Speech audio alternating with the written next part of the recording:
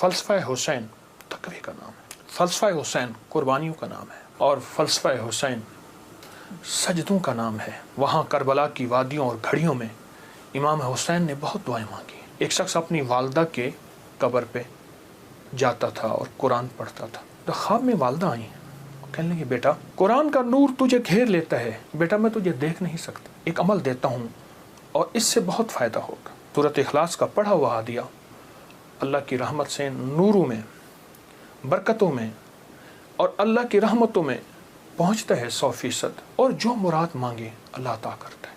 السلام علیکم ورحمۃ اللہ وبرکاتہ۔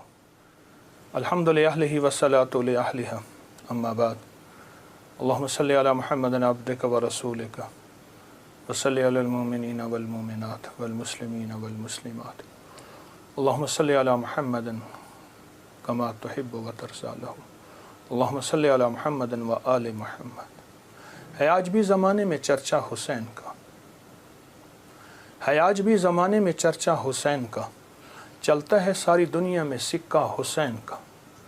بھارت میں گر وہ آتا تو بھگوان کہتے ہم، بھارت میں گر وہ آتا تو بھگوان کہتے ہم، ہر ہندو نام پوجا میں جپتا حسین کا، ہر ہندو نام پوجا میں جپتا حسین کا۔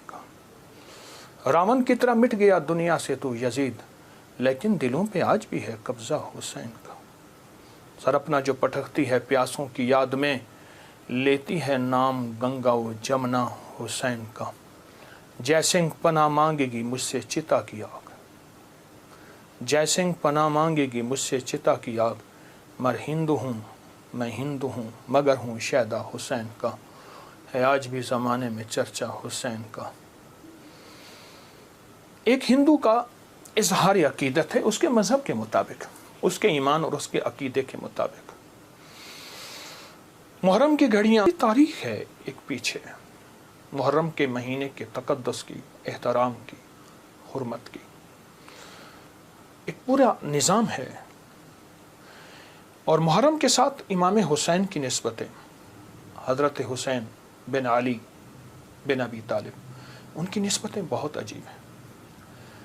اب سوچنے کی بات یہ ہے کہ انہوں نے ہمیں دیا کیا ہے۔ امام حسین کی زندگی کا سب سے پہلا نظام تقوی ہے، اور تقوی نیکی کرنے کو نہیں کہتے۔ کسی نے حضرت عباس رسول اللہ صلی اللہ تعالی وسلم کے چچا، ان کے بیٹے حضرت عبداللہ بن عباس سے پوچھا تقوی کس چیز کا نام ہے؟ تو پوچھا نہ کرنے کا نام ہے، کرنے کا نام تو نہیں ہے۔ فرما دیجئے کیا کرنے کا نام، کیا نہ کرنے کا نام؟ فرمایا تقوی گناہ نہ کرنے کا نام ہے۔ ایک بندہ بہت زیادہ نیکیاں کرتا ہے اور پھر بہت گناہ کرتا ہے، اس کو متقی نہ کہا جائے گا۔ فلسفہ حسین تقوی کا نام ہے، فلسفہ حسین قربانیوں کا نام ہے۔ فلسفہ حسین پانی نہیں مل رہا، پیاس کی شدت ہے، میں اس جگہ کو جا کے خود دیکھ کے آیا ہوں، کربلا کی ان وادیوں میں، لیکن اس بات کا اس پیغام کا نام ہے کہ وہاں حرام نہیں چلے گا، وہاں مشکوک نہیں چلے گا، وہاں حلال طیب اور طاہر زندگی چلے گی۔ ایک نظام ہے۔ اور فلسفہ حسین سجدوں کا نام ہے کہ جنگ جاری ہے اور نماز کا وقت آیا، آدھوں نے نماز پڑھی، آدھوں نے جنگ کی، پھر انہوں نے نماز پڑھی، سجدے قضا نہیں ہوئے اور سجدے ادا ہوئے ہیں۔ اور فلسفہ حسین دعاؤں کا نام ہے۔ وہاں کربلا کی وادیوں اور گھڑیوں میں امام حسین نے بہت دعائیں مانگی، اور وہ دعاؤں کی پوری کتابیں اس وقت موجود ہیں۔ وہ دعائیں کیا تھیں؟ جس میں اللہ کی محبت، جس میں اللہ کے ساتھ عشق، جس میں اس کی ذات عالی کے ساتھ تعلق اور محبت، ان دعاؤں کا نام ہے۔ اور فلسفہ کربلا کا ایک پیغام دیتا ہے کہ خیال کرنا، جب ایک طرف حق ہے اور ایک طرف نہ حق ہے، اور وہ حق حلال کی شکل میں آئے، طیب طاہر کی شکل میں آئے، حلال کی شکل میں، طیب طاہر کی شکل میں آئے، تو پھر حلال کبھی نہ چھوڑنا، اور حرام کے اوپر تمہیں کائنات کیا تخت مل جائے اس کو کبھی اس کے قریب نہ جانا۔ زندگی کا ایک سفر میں آپ طے کر رہے ہیں اور طے کریں گے موت تک۔ وہ ہستیاں زندگی کا سفر طے کر گئیں، لیکن انہیں ہم مردہ نہیں کہیں گے۔ بلیا سی مرنا نہیں گور پہ آ کوئی ہو، کہ ہم مرنے والے نہیں ہیں۔ اللہ کے عاشق ہمیشہ زندہ ہوتے ہیں، اور اللہ کے عاشق ہمیشہ زندہ ہوتے ہیں اور زندگی کا سفر طے کرتے ہیں۔ عاشق ہمیشہ زندہ ہوتے ہیں، اور عاشقوں کی زندگی ہی اصل زندگی ہے، اور وہ زندگی ایسی زندگی ہے جس زندگی کے بعد موت نہیں ہے۔ ایک عجیب واقعہ علامہ جلال الدین سیوطی رحمۃ اللہ نے لکھا ہے، ایک شخص اپنی والدہ کے قبر پہ جاتا تھا اور قرآن پڑھتا تھا۔